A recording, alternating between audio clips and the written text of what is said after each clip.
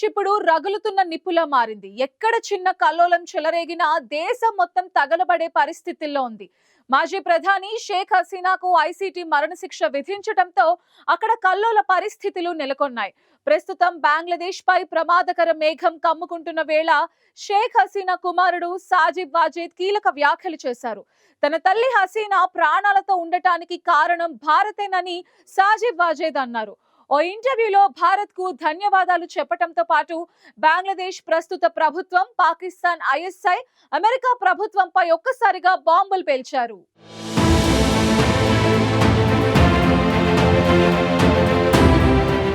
ప్రస్తుతం బంగ్లాదేశ్లో ఉద్రిక్త పరిస్థితులు చోటు చేసుకున్నాయి. ప్రభుత్వం భద్రతను కట్టుదిట్టం చేసినా ఏదో ఒక మూల ఆందోళనలు చెలరేగే ప్రమాదం ఉంది. గత ఏడాది ఢాకాలో జరిగిన అల్లర్లలో మాజీ ప్రధాని షేక్ హసీనా మానవత్వానికి వ్యతిరేకంగా నేరాలకు పాల్పడడంతో ఆమెకు మరణశిక్ష విధిస్తున్నట్లు ఐసీటీ కీలక తీర్పు వెలువరించింది. దీంతో అవామీ లీగ్ పార్టీ బంగ్లాదేశ్ వ్యాప్తంగా బంద్కు పిలుపునిచ్చింది.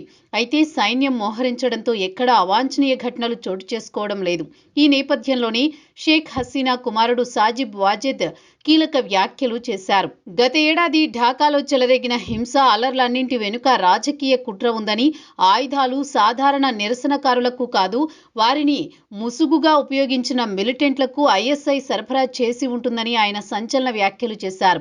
హసీనా అధికారంలో ఉన్నప్పుడు అరెస్టైన వేలాది మంది ఉగ్రవాదులను తాత్కాలిక ప్రభుత్వం నోబెల్ అవార్డు గ్రహీత మహమ్మద్ యూనుస్ నేతృత్వంలో విడిచిపెట్టడం భారత్ భద్రతకే ముప్పు అని ఆయన స్పష్టం చేశారు.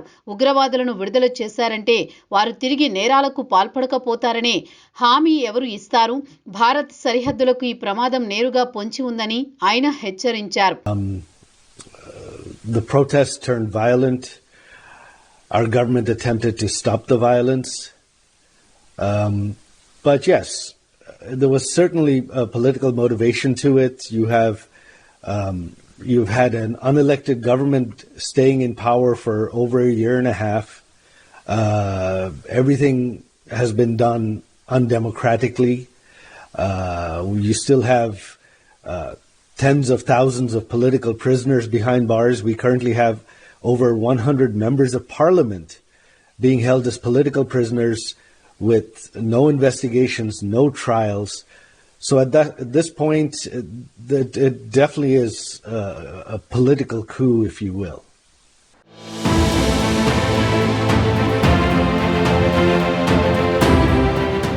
మరోవైపు తన తల్లి హసీనా ప్రాణాలిప్పుడు ఉన్నాయంటే అది భారత్ వల్లే. సంక్షోభ సమయంలో ఆమెను ఆదుకున్న ప్రధాని మోదీ ప్రభుత్వానికి తాను ఎప్పటికీ రుణపడి ఉంటాను అని సాజిబ్ వాజేద్ స్పష్టం చేశారు.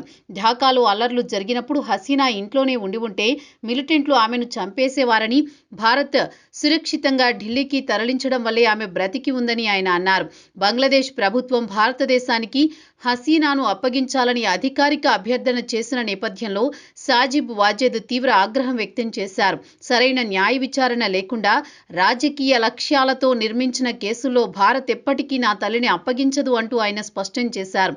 పార్లమెంటరీ అనుమతి లేకుండా చట్టాలను సవరించడం, అనుభవం లేని జడ్జీలను రాజకీయ ఉద్దేశాలతో నియమించడం, హసీనాకు న్యాయవాదులను పెట్టుకునే హక్కు ఇవ్వకపోవడం, ఇవి అన్ని న్యాయ వ్యవస్థను దుర్వినియోగం చేసిన ఉదాహరణలని ఆయన అన్నారు.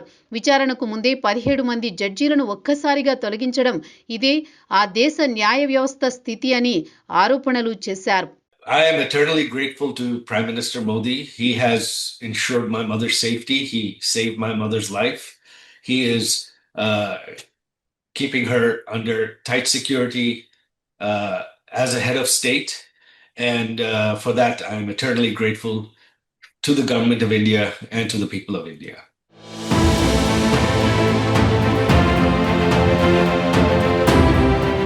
ఇక బంగ్లాదేశ్లోని అంతర్గత రాజకీయాలపై కూడా ఆయన తీవ్ర విమర్శలు చేశారు. మహమ్మద్ యూనుస్ నేతృత్వంలోని తాత్కాలిక ప్రభుత్వం ప్రజాదరణ ఉందంటే ఎందుకు ఎన్నికలు నిర్వహించడం లేదని ప్రశ్నించారు. దేశంలో రాజ్యాంగ విరుద్ధ ప్రభుత్వం ఉంది, ప్రాథమిక విలువలు కోల్పోయామని ఆయన అభిప్రాయపడ్డారు.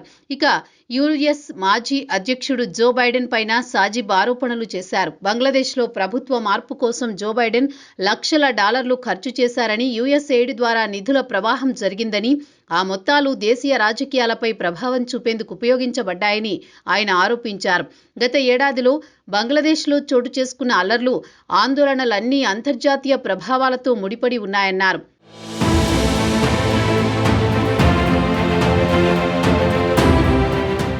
Yes, we've seen a very distinct change in outlook.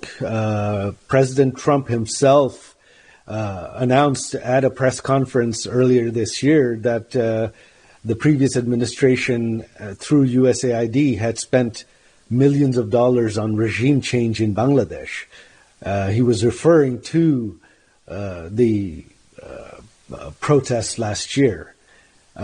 So I think the U.S. attitude has definitely changed, and they're certainly more concerned about the threat of terrorism and the rise of Islamism in Bangladesh than the previous administration was. అయితే Trump ప్రభుత్వం ప్రస్తుతం అధికారంలోకి వచ్చాక America వైఖరి మారిందని ఆయన తెలిపారు. బంగ్లాదేశ్లో పెరుగుతున్న ఉగ్రవాద ముప్పు, రాడికలైజేషన్, రాజకీయ అస్థిరతపై అమెరికా ఇప్పుడు వేరే దృక్కోణంతో చూస్తోందని ఆయన పేర్కొన్నారు.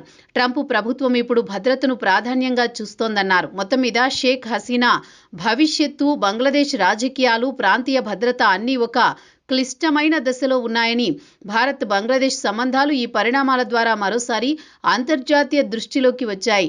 సాజిబ్ వాజెద్ చేసిన ఆరోపణలు రాబోయే రోజుల్లో దక్షిణాసియా రాజకీయాలను ప్రభావితం చేసే అవకాశం ఉంది.